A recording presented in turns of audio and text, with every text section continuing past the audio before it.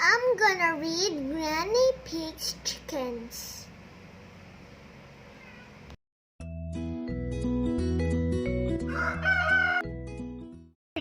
Granny Pig's Chickens. Peppa and George are staying with Granny and Grandpa Pig. Look at the pictures and word key below. Then at the story on the next page, say the word every time you see one of the pictures in the story. George, Peppa, Granny Pig, Grandpa Pig, eggs, lettuces, and chickens.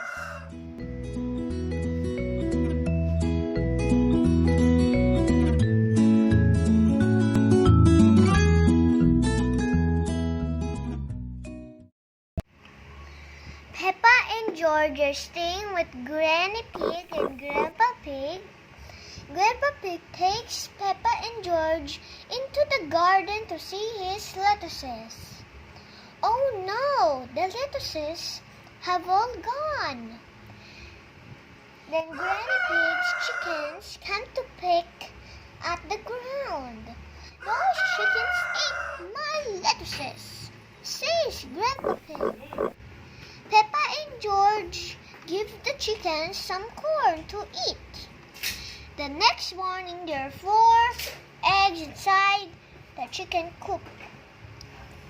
Eggs for breakfast, says Granny Pig. Yum, yum.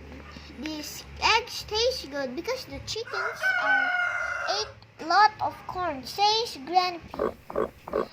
The eggs taste good because the chickens ate my lettuces, says Grandpa Pig. Everyone laughs. Hee hee.